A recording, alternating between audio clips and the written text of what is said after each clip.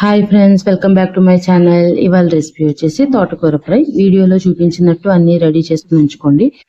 ముందుగా స్టవ్ వెలిగించుకుని మూకుడు పెట్టుకుని ఆయిల్ హీట్ చేసుకోండి. ఆయిల్ హీట్ ఎక్కిన తర్వాత వీడియోలో చూపించినట్టు రెడీ చేసుకుని ఉంచుకున్న పోపు వేసుకోండి. శనగపప్పు, మినపప్పు, ఆవాలు, పచ్చిమిర్చి, కరివేపాకు వేసి వేయించుకోండి. శనగపప్పు ఎక్కువ వేసుకోండి, బాగుంటుంది రెసిపీ.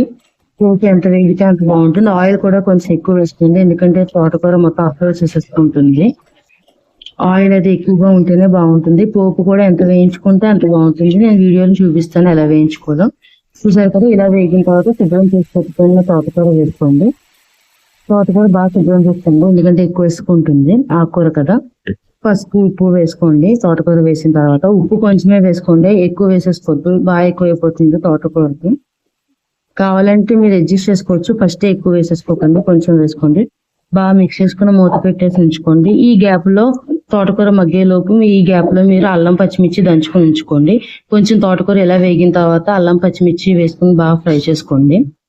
వీడియోలో చూపించినట్టు. చెప్పాను కదా తోటకూరకి వాటర్ అవసరం లేదని. చూసారు కదా వాటర్ ఎంత ఉందో, అదే వస్తుంది. మీరు వాటర్ అది ఏం వేయక్కర్లేదు, మీరు మూత పెట్టి వదిలేస్తే సరిపోతుంది. ఆటోమేటిక్ గా తోటకూరలోంచి వాటర్ వస్తుంది. చూసారు కదా, అల్లం పచ్చిమిర్చి వేసిన తర్వాత బాగా ఫ్రై చేసుకోండి. ఎంత ఫ్రై చేసుకుంటే అంత బాగుంటుంది. చూసారు కదా, నేను ఎంత ఆయిల్ తీసుకున్నానో. స్టార్టింగ్ లో అసలు ఆయిల్ లేదు.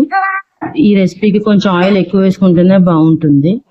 ఈ వీడియో కనుక మీకు నచ్చితే లైక్ చేయండి, షేర్ చేయండి, సబ్స్క్రైబ్ చేయడం మర్చిపోకండి, బెల్ ఐకాన్ కొట్టండి. అందరూ చూస్తున్నారు కానీ లైక్ కొట్టట్లేదు. ఫైనల్ గా ఈ స్టేజ్ కి వచ్చిన తర్వాత కట్టేయండి స్టవ్.